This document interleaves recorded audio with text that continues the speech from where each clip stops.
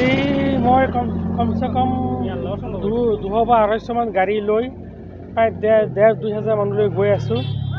যেহেতু ৰমজান মাহ গতিকে মানুহৰ আৰু মানুহ আছিল আহিব বিচাৰিছিলে, কিন্তু আমি যিহেতু ৰমজান মাহ মানুহখিনি কষ্টটো বিচৰা নাই, সেয়ে আমি ধৰক 1000 বা 1500 মই টাৰ্গেট লৈ গৈ আছোঁ। একেলগে 200-250 মান গাড়ী আছে মোৰ লগত, এতিয়া আমি গৈ আছোঁ। আৰু যিহেতু প্ৰাৰ্থীজন জয়ী হোৱা নিশ্চিত লাগি আছে, সেইকাৰণে মানুহ ইমান ফূৰ্তি পাইছে। আমি আজি মিটিং নমিনেশ্যন বুলি কোৱাৰ লগে লগে মানুহবিলাক যেন দলে বলে ওলাই আহিছে, কিন্তু আমি অনা নাই বা থৈ আহিছোঁ। ৰমজান মাহ মানুহখিনি দিনটো তাত খোজকাঢ়িলে বা ৰেলী কৰিলে কষ্ট পাব। ৰাইজৰ সহায় মানে অভূতপূৰ্ব সঁহাৰি পাইছোঁ। ৰাইজে এইবাৰ সুৰেশ বৰাক MP বনাই পঠিয়াব। ধৰক ৰূপহীহাটত কমচে কম আপুনি আধাতকৈ বেছি, মানে আমি ধৰিছোঁ 80% পাব ভোট পাব। আজিৰ যিটো পৰিৱেশ চলি আছে 80% ভোট পাব।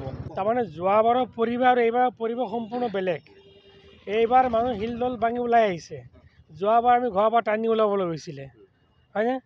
গতিকে এইবাৰ মানুহবিলাক ক'তো মানে এনেকুৱা হৈছে, ক'তো মানে মানুহে এক কাপ চাহ নোখোৱালেও চাহ খাবলৈও আশা কৰা নাই, মানুহৰ দলে বলে ওলাই আহিছে। আমি গৈ আছোঁ আজি তেখেতে নমিনেশ্যন দাখিল কৰিব, আমি লগত থাকি তেখেতকে নমিনেশ্যনটো দিয়াম।